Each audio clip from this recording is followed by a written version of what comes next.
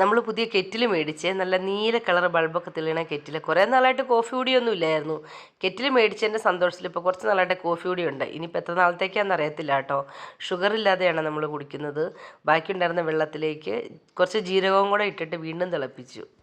ഞാൻ ചീരത്തോരൻ വയ്ക്കുമ്പോൾ ചെറുതായിട്ട് സവാള നിന്ന് വഴച്ചിട്ടിട്ടു കേട്ടോ. അപ്പോൾ നമ്മുടെ ഇലയൊന്നും കട്ട പിടിക്കത്തില്ല. പിള്ളേരുടെ പരീക്ഷ നടക്കുന്ന കാരണം രാവിലെ എഴുന്നേറ്റ് രണ്ടുപേരെയും കുറച്ച് നേരം ഇരുത്തി എൻ്റെ അടുത്തിരുത്തി പഠിപ്പിക്കും കേട്ടോ. ഉപ്മാവും കടലക്കറിയാണ്. കടലയിൽ കുറച്ച് വെള്ളം കൂടിപ്പോയി. അത് പിന്നെ അവിടെ നിന്ന് തിളപ്പിച്ച് അതിൻ്റെ വെള്ളമൊക്കെ വറ്റിച്ചെടുത്തു. നമ്മുടെ വീട്ടിലങ്ങനെ ആർക്കും ഭയങ്കര ഇഷ്ടമുള്ള സാധനമൊന്നും അല്ല കേട്ടോ ഉപ്മാവ്. പിന്നെ കടലക്കറി ഉണ്ട് കൂട്ടും, അത്ര തന്നെ. മീനാക്ഷി ഇപ്പം നേരത്തെ കിടക്കുകയും ചെയ്യും, നേരത്തെ എഴുന്നേൽക്കുകയും ചെയ്യും. അങ്ങനെ മീനാക്ഷിയുടെ പണികളെല്ലാം ഒതുങ്ങി രാവിലെ ഇരുന്ന് പഠിക്കുമായിരുന്നു കേട്ടോ. അപ്പം ഞാൻ ഓർത്തു തന്നാൽ കുറച്ച് മുറ്റത്ത് ഭയങ്കര ഇലകൾ കിടപ്പുണ്ട്, അതൊക്കെ പിള്ളേർ പോകുമ്പോഴത്തേനും അങ്ങ് അടിച്ചു വാരാമെന്ന് ഓർത്തു. ഇല കണ്ടു കഴിഞ്ഞാൽ ഓർക്കും 2 ദിവസമായി അടിച്ചു വാരിയിട്ട്. നല്ല രാവിലെയും വൈകുന്നേരം അടിച്ചു വാരില്ല, ഇത് തന്നെയാട്ടോ ഇപ്പോൾ അവസ്ഥ. ഭയങ്കരമായിട്ട് നമുക്ക് ഇല പൊഴിയുന്നുണ്ട്.